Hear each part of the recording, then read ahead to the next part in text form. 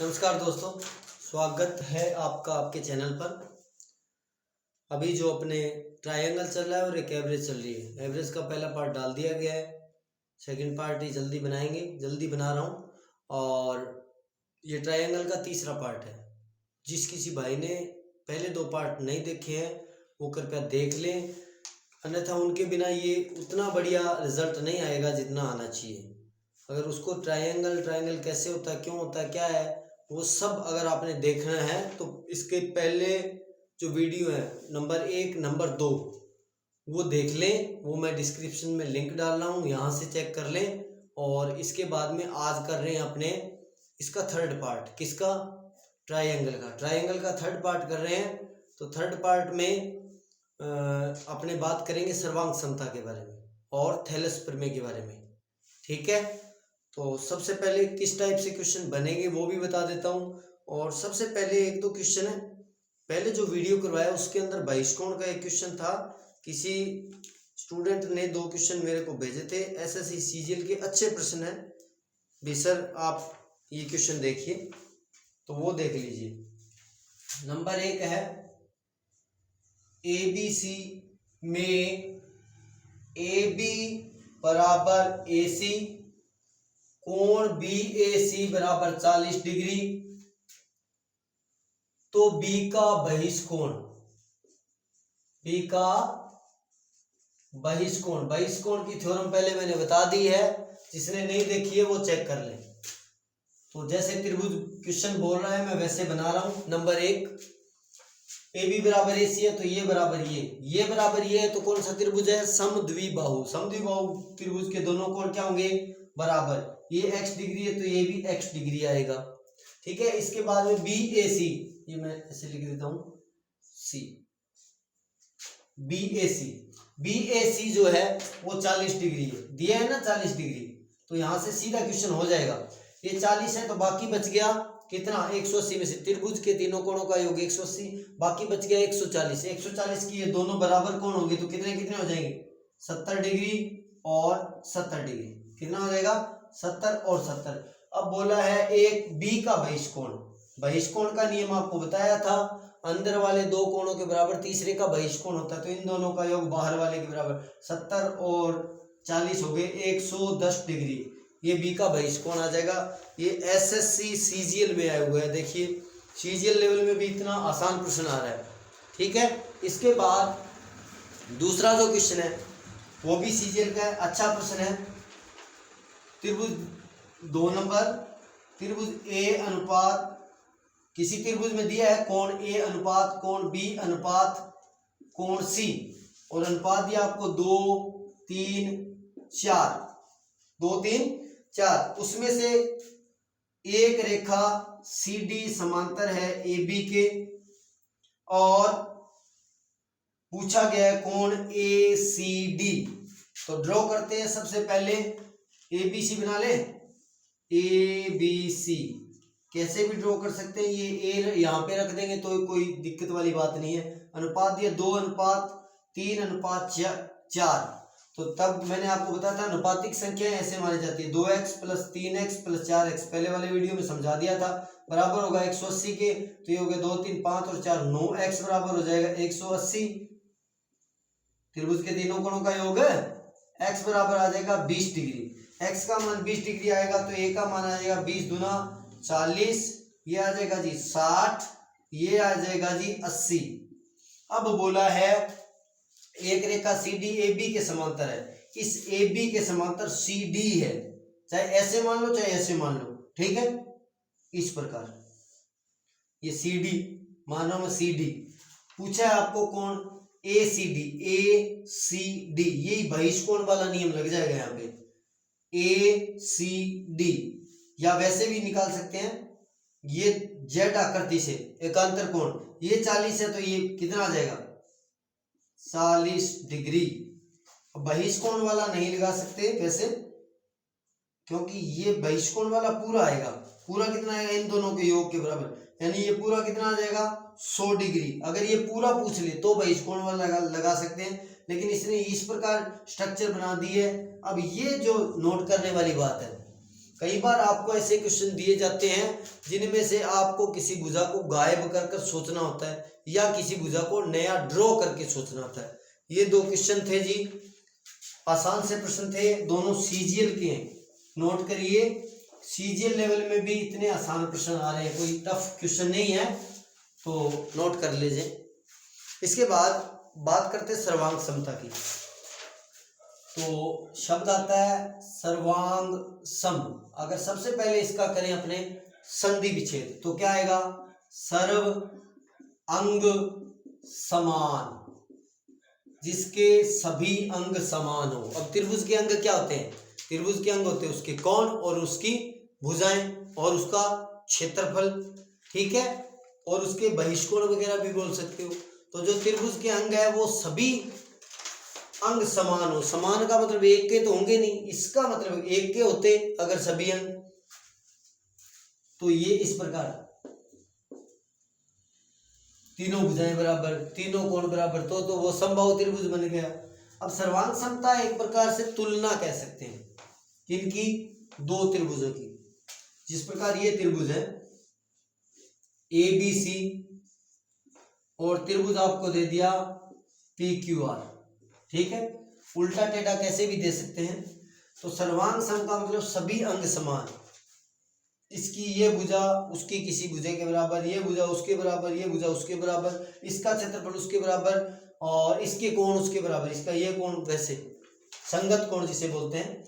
तो सब कुछ सेम टू सेम बराबर होता है तो उसे बोलते हैं सर्वांग सम। या ऐसे बोल सकते हैं किसी त्रिभुज की फोटोकॉपी, जो फोटोकॉपी होती है बिल्कुल सेम एक्यूरेट वही रहती है। तो ये पता लग गया आपको सर्वांग सम। अब दो त्रिभुज सर्वांग सम है या नहीं है, अगर सर्वांग सम है या नहीं है तो वो कैसे चेक करेंगे? तो उसके लिए कुछ थ्योरम्स है जो आपको पता होनी चाहिए। वो थ्योरम पता है तो आप क्या करते हो, कर सकते हो, त्रिभुज की सर्वांग समता को चेक कर सकते हो। अब सर्वांग समता को चेक कर सकते हो तो क्वेश्चन देखो कैसे बनेगा। नंबर 1 जो थ्योरम है वो आपकी है SSS नियम, या हिंदी में लिख दूं भुजा भुजा भुजा नियम,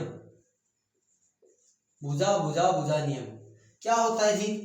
दो त्रिभुज आपको दिए हैं ABC और कोई और त्रिभुज आपको दिया है XYZ।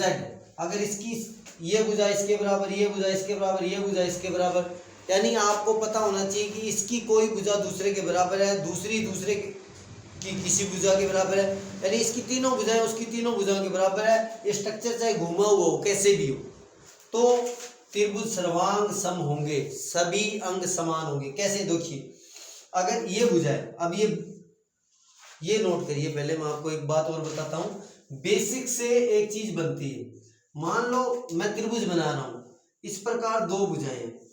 अगर ये सामने वाली भुजा है, अगर इस भुजा को और बड़ा करूं तो ये कोण और खुलेगा, और इस भुजा को छोटा कर दूं तो कोण और छोटा होगा। इसका मतलब सामने की भुजा जितनी बड़ी होगी उतना ही कोण बड़ा होगा, जितनी छोटी होगी उतना ही कोण छोटा होगा।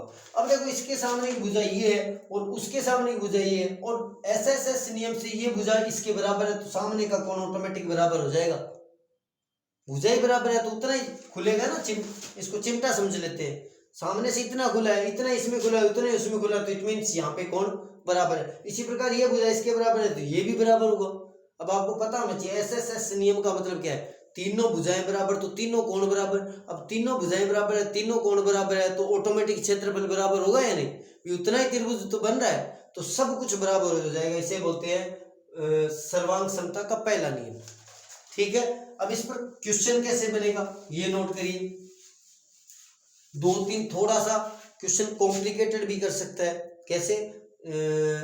जो आपके पास त्रिभुज होगा, स्ट्रक्चर होगी, ड्रॉ होगी, उसको थोड़ा मिश्रित कर दे, कोई नई चीज खींच दे, कोई आपको मिटा के सोचना पड़े।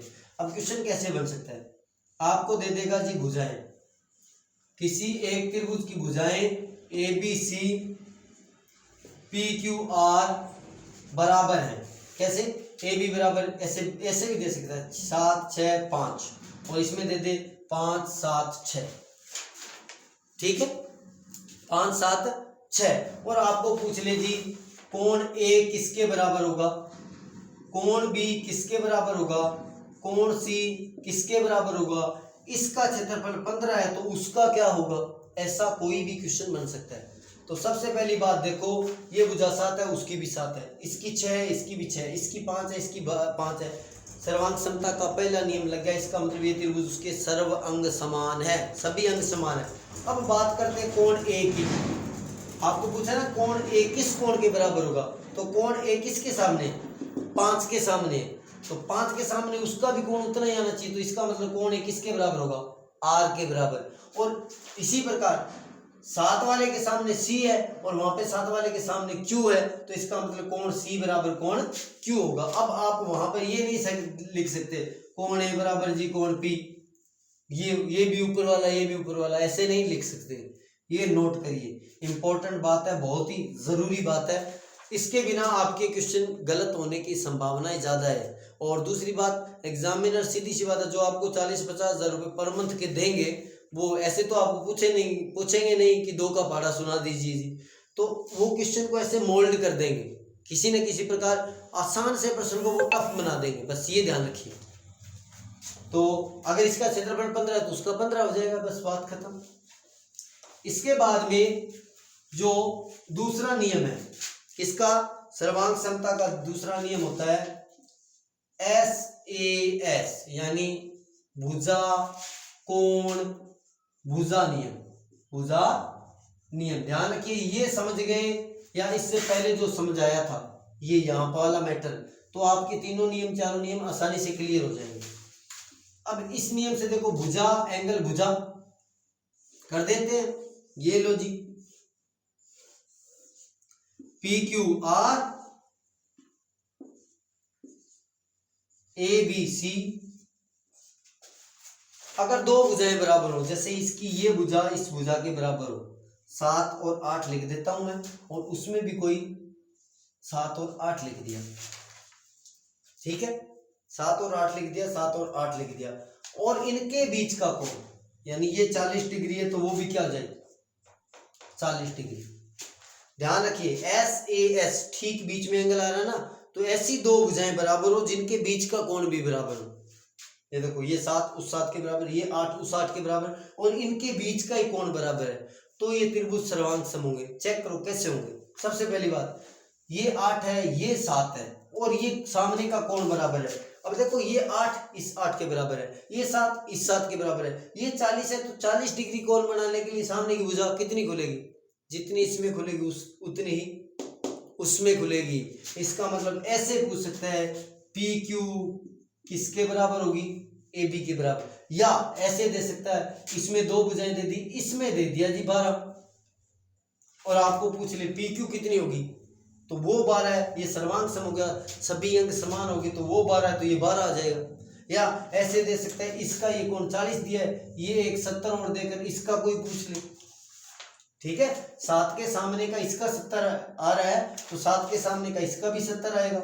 नेक्स्ट क्वेश्चन, नेक्स्ट क्या आ जाएगा, 70 40 110, तो ये भी 70 डिग्री आ जाएगा, और इसी प्रकार ये भी 70 डिग्री आ जाएगा।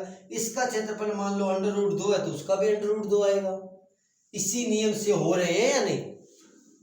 ये हो गया सेकंड क्वेश्चन, सेकंड टाइप का क्वेश्चन, सेकंड थ्योरम बोल सकते हैं।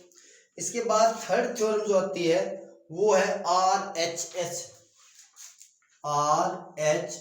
जिसको बोलते हैं समकोण कर्ण भुजा नियम। ये नियम जो लगता है वो लगता है समकोण त्रिभुजों की कंपैरिजन में सर्वांग समता में। अब देखिए, जैसे मान लो मैं ये त्रिभुज बना रहा हूं, इसमें ये कोण समकोण आपको दिया होता है, इसी प्रकार ये कोई और है, समकोण है तो एक कोण दिया होगा समकोण, चाहे ये दे दे वो दे दे, कैसे भी ड्रॉ कर दे, ABC PQR ये लीजिए जी। अब आपको दिया है समकोण दोनों त्रिभुजों को, आपको बोल रहा है भी, अब नियम क्या बोल रहा है, RHS मतलब समकोण कर्ण भुजा नियम। समकोण एक तो आपके कोण बराबर हो, एक कर्ण बराबर हो, यानी इसका ये 90 का सामने का जो होता है वो कर्ण होता है, ये कर्ण इसके बराबर हो, यानी ये 8 है तो ये भी 8 हो, और दूसरा एक अन्य भुजा बराबर हो, कौन सी? एक अन्य भुजा कोई भी बराबर हो। जैसे मान लो ये भुजा कर देता हूं मैं जी, इसकी ये भुजा जो है वो 6 है और इसकी ये भुजा क्या है? 6, कोई भी मान ले, तो ये त्रिभुज उसके सर्वांग सम होगा। ये त्रिभुज क्या होगा? उसके सर्वांग सम होगा, यानी सभी अंग समान होंगे। 90 के सामने का कर्ण बराबर होना चाहिए, एक अन्य भुजा बराबर होनी चाहिए और 90 का कोण ऑटोमेटिक बराबर हो गया। 3 गुण मिल गए, तो इसे क्या बोलते हैं? सर्वांग समता का तीसरा नियम, RHS नियम। ठीक है, और RHS नियम। अब इसी प्रकार कोई क्वेश्चन इसमें एंगल देकर पूछ सकता है, तो वो आपको बताया था, जिस जो भुजाएं बराबर होगी उनके सामने का एंगल बराबर होगा। इसके बाद में चौथा नियम जो आपका है जी, ध्यान रखिए, ये आयत वगैरह की स्ट्रक्चर जो बनती है, वर्ग वगैरह की ऐसी ड्राइंग जो बनती है, वहां पर ये नियम बना देते हैं।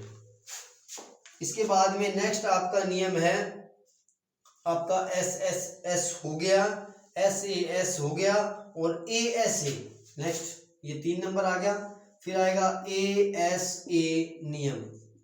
ये क्रम सही नहीं है, वहां पे लिख देता तो भी ये ठीक था, कोई बात नहीं, आगे पीछे लिखने से।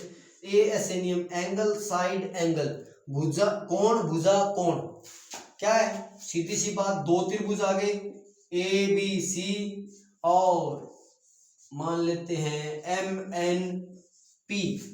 अगर दो कोण बराबर हो, ये 70 है जी, ये इसका 60 है जी, ये इसका 60 है जी, ये इसका 70 है जी।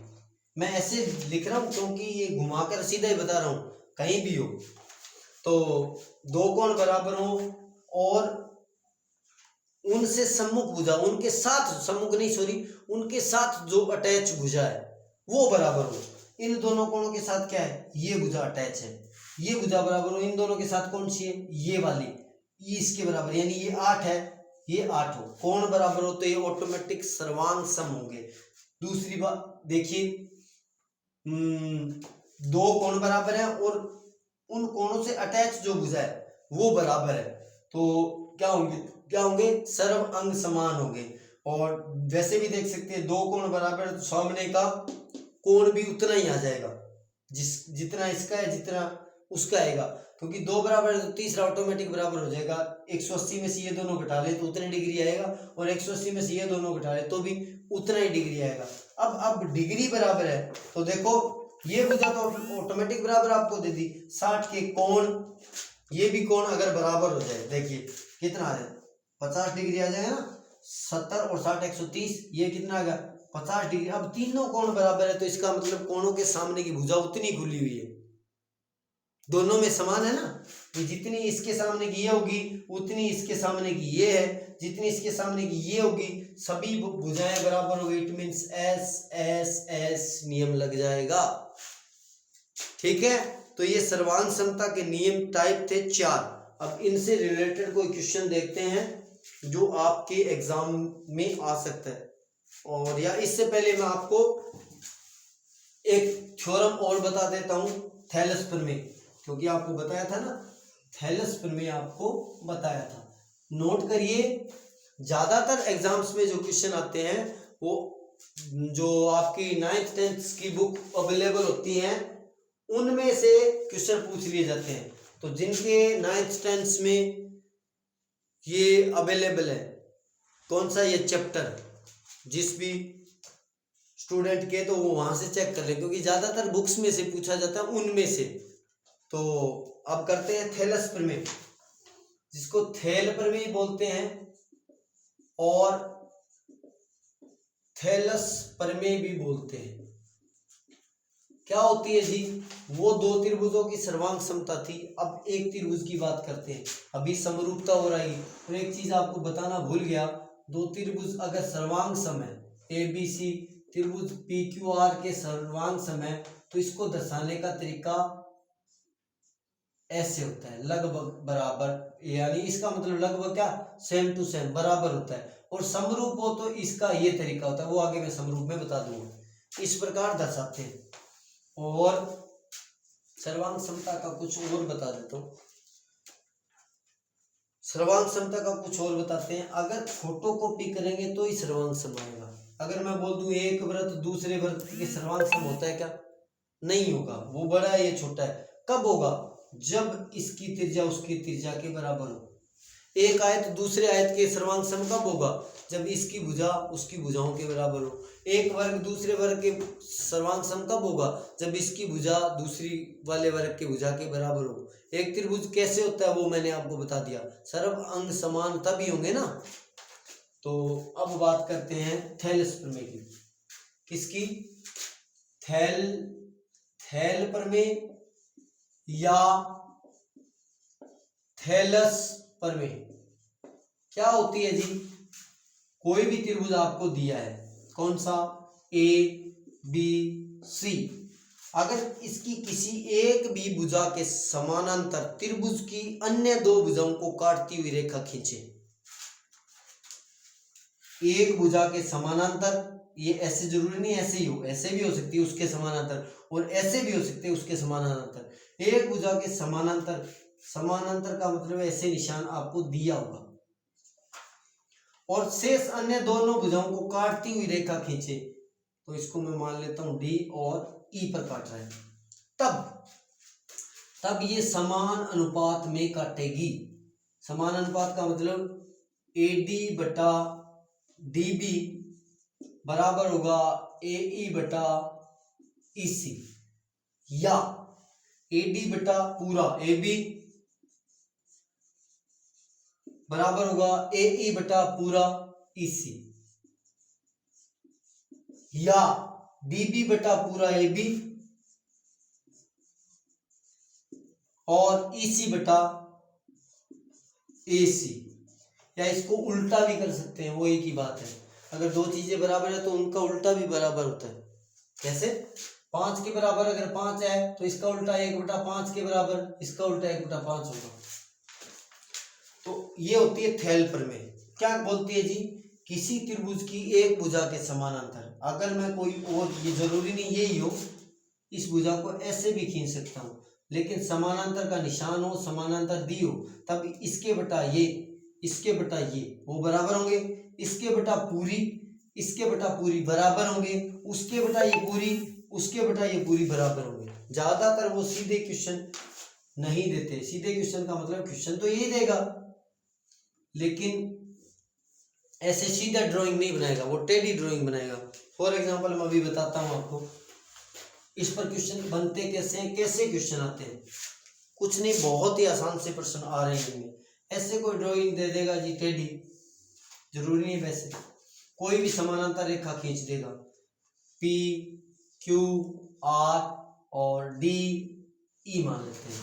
क्वेश्चन में देगा दिए गए त्रिभुज P Q R में D E समानांतर है Q R के, तथा देगा ये 5 है, ये 7 है, ये 3 है, तो ये कितनी होगी, ये कितनी होगी। ठीक है? या यहाँ पे x देकर x का मान कितना होगा। हमेशा 3 चीजें दी होगी, चौथी आएगी, क्योंकि अपने पास 4 ही चीजें, समानांतर होते ही 4 चीजें बराबर होंगी। तो इसका मतलब इसके बटा ये 5 बटा 7 बराबर होगा, सेमी में है तो सेमी में, मीटर में है तो मीटर में। 5 बटा 7 बराबर होगा, यहाँ पे कुछ नहीं, मान लेते हैं x बटा 3। तो यहाँ से तिरछा गुना कर दूं, x का मान आ जाएगा जी 15 बटा 7, लगभग आ जाएगा 2 पॉइंट समथिंग, जितना भी आए 2 पॉइंट समथिंग। इस प्रकार प्रश्न बनता है। ठीक है? अब इसमें थोड़ा और डिफिकल्ट कर दे, थोड़ा सा और डिफिकल्ट कर दे, तो वो कुछ ऐसे दे देगा 1.2, 2.4, 8, या वो भी पॉइंटों में हो, कोई दिक्कत वाली बात है। ये या ये 8 देते, वो पूछ ले, कोई दिक्कत, वही बात। 1.2 बटा 2.4 बराबर 8 बटा x, पॉइंट से पॉइंट हट गया, ये हो गया 1 बटा 2 बराबर 8 बटा x, काट दूं, 12 1 12, 8 2 24, तिरछा गुना करेंगे तो x बराबर 8 दूनी 16। हो सकता है दोनों डिजिट पूरे पूरे हो सकता है दोनों पॉइंटों में हो। हाँ भाई, ये तो प्रमेय ऐसे थी, कि आपको ये दे दिया जाए, ये समानांतर दे दिया जाए, DE समानांतर दे दिया जाए, तब तो ये नियम लगेगा जो मैंने बताया। अब उल्टी विपरीत थेल प्रमेय भी होती है, विपरीत थेल प्रमेय, या ऐसे बोल सकते हो थेलस प्रमेय का विलोम, क्या बोल सकते हो। अब ये तो भुजा समानांतर थी किसी के, तो अनुपात बराबर हो गया।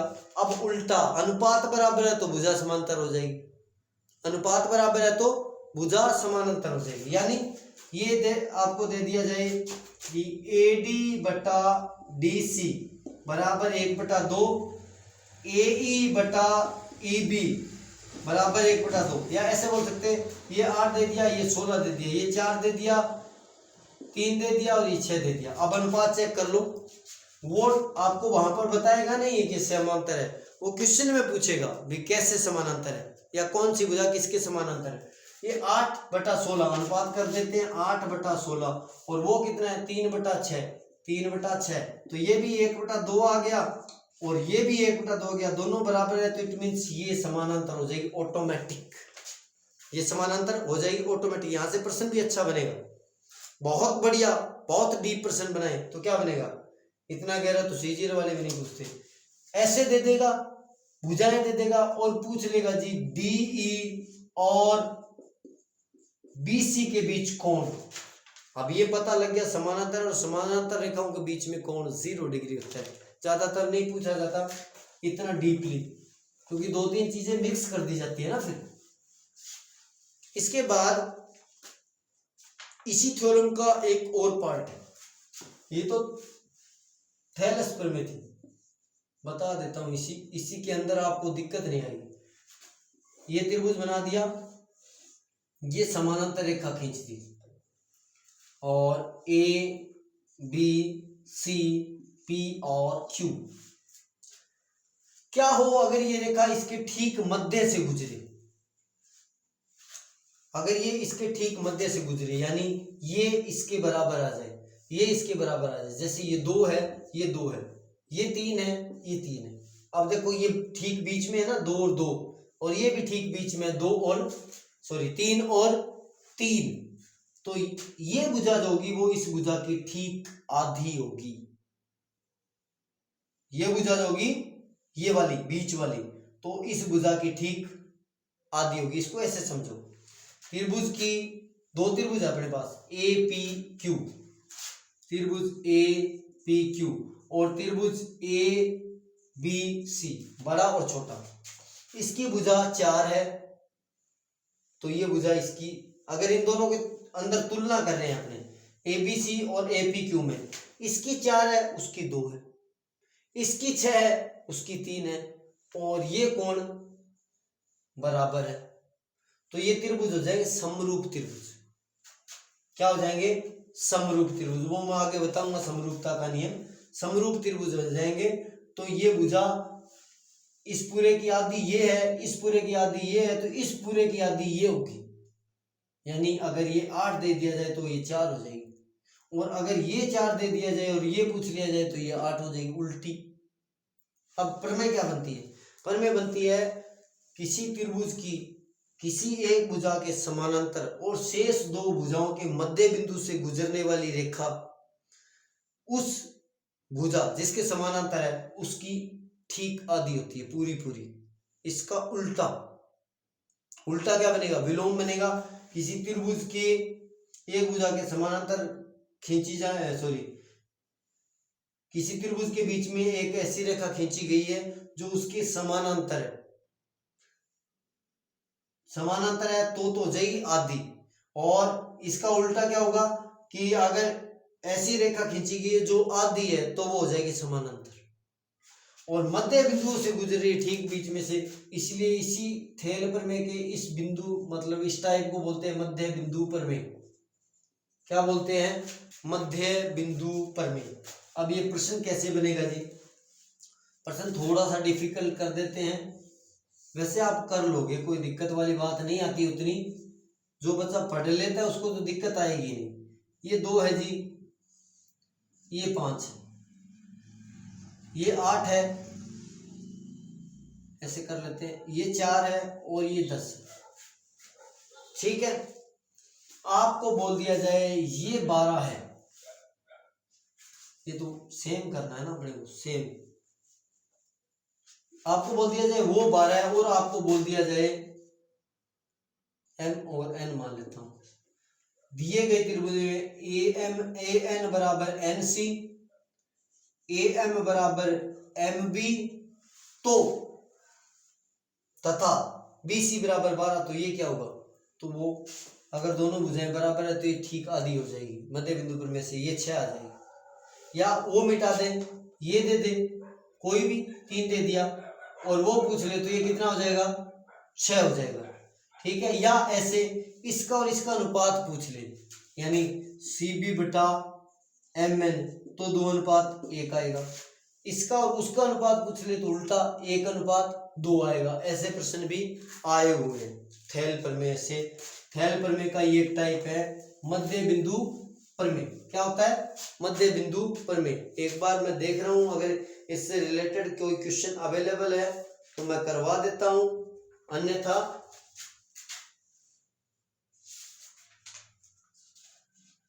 नेक्स्ट वीडियो में देखते हैं। जैसे इसी थेल प्रमेय से रिलेटेड कोई क्वेश्चन देखो, दिया हुआ है, कोई त्रिभुज दे दिया आपको, ये लीजिए जी, ए बी सी डी ई, ये समानांतर दी हुई है। अब ये समानांतर दी हुई है तो मैं क्वेश्चन लिख रहा हूं, सीधा लिख रहा हूं, त्रिभुज एबीसी में डी ई समांतर बीसी है, यदि एडी बराबर 3.6 सेमी, ए बी बराबर 10 सेमी, ये सारा 10 सेमी, ए ई बराबर 4.5 सेमी, तो ई सी बराबर यानी ये बराबर क्या होगा, तो मैंने बताया था ये समानांतर है तो थेल पर में लगेगी, इसके बटा पूरा बराबर होगा, तो कर देते हैं 3.6 बटा 10 बराबर होगा 4.5 बटा पूरा, यानी 4.5 प्लस एक्स। यहाँ पे एक्स मत लिख देना, गलत हो जाएगा, क्योंकि मैंने आपको बताया था ना 3 तरीके बन सकते हैं यहाँ से, ए डी बटा पूरा, ए ई बटा पूरा, या ए डी बटा डी बी, ए ई बटा ई सी, या डी बी बटा ए बी, ई सी बटा ए सी, ऐसे बन सकते हैं। कर देते हैं जी, पॉइंट हटा तो नीचे लग जाएगा 100, या इसको डायरेक्ट कर सकता हूं मैं, पॉइंट से पॉइंट हट गया, ठीक है। तीसरा गुना कर देता हूं, 36 गुना 4.5 प्लस एक्स बराबर 450, ये भाग में चला जाएगा, 4.5 प्लस एक्स बराबर 450 बटा 36 गुणा भाग कर लेते हैं, तो ये हो जाएगा 4.5 प्लस एक्स बराबर, इसको भाग दे रहा हूं मैं यहाँ पे, 450 36 से दिया, 36 से कम 36 बच गया जी 9, 0 36 36 दूना 72, पॉइंट समथिंग आएगा, कर देते हैं, चलो 72 बच गया, 18 पॉइंट के बाद में क्या लग गया, पॉइंट लगाते 0 आ गया, और ये आ जाएगा 36 72 और 72 दूना 144, 6 7 के लगभग जाना चाहिए, 7 या 8 पे जाएगा, तो ये आ जाएगा 12.7 के लगभग। अब x का मान निकालेंगे तो ये उधर जाकर घट जाएगा, 12.7 माइनस 4.5, जितना भी है वो इस प्रकार क्वेश्चन आ सकता है थैल प्रमेय पर। मध्य बिंदु पर आएगा तो इतना ही ध्यान रखना है कि ये ठीक मध्य में दिया होगा, या फिर समांतर दी होगी और मध्य बिंदु दिया होगा, ऐसे इस प्रकार थेल प्रमेय से क्वेश्चन आ सकते हैं। अब सर्वांग समता की बात, सर्वांग समता के तीनों टाइप, चारों टाइप मैंने आपको बता दिए थे, क्वेश्चन कैसे बनेगा वो भी साथ के साथ बता दिया था। फिर भी मैं देख रहा हूं अगर आपके लिए कोई क्वेश्चन अवेलेबल हो तो मैं करवा देता हूं जी।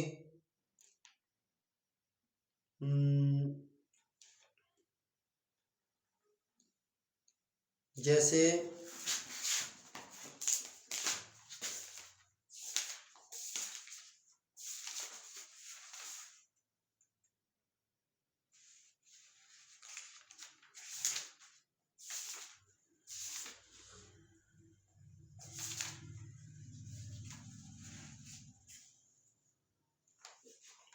ये प्रश्न दिया हुआ है, चेक करते हैं, शायद ये सर्वांग क्षमता का ही हो।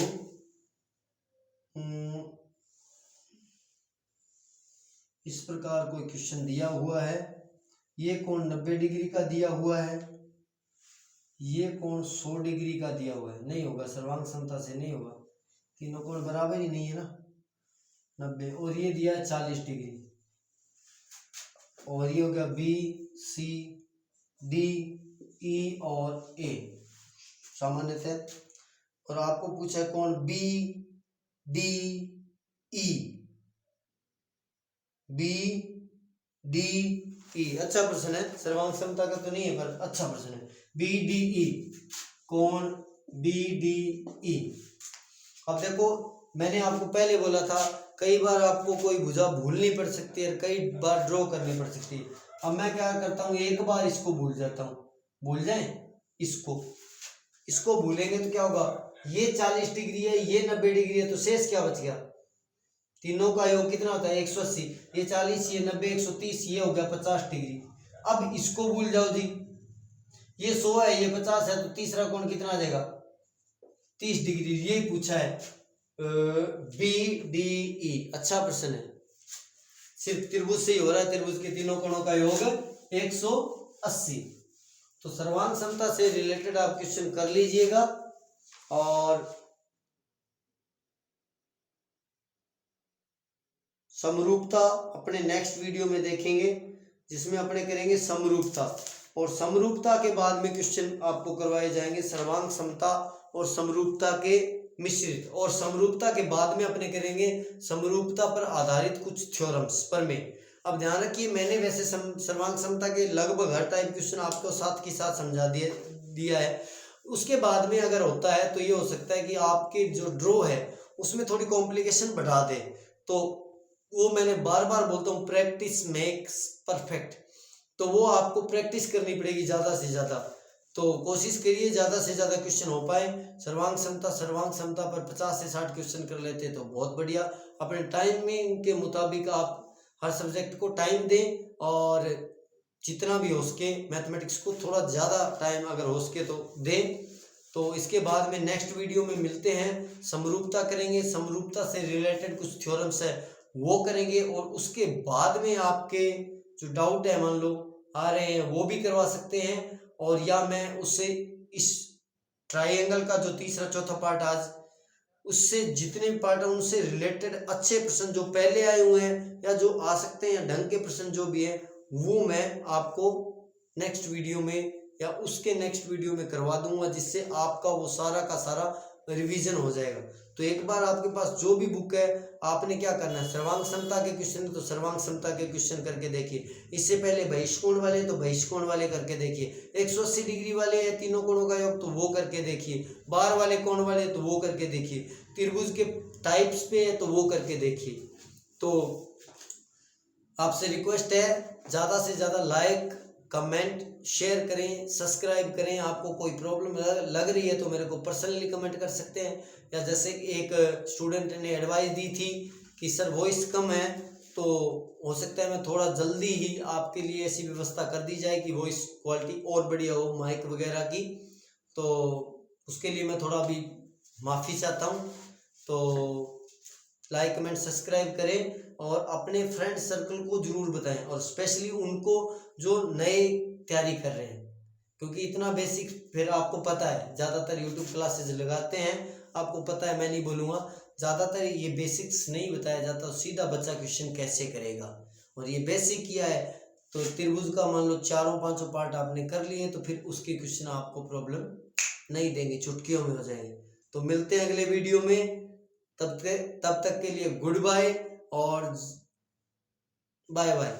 मिलते हैं फिर अगले वीडियो में।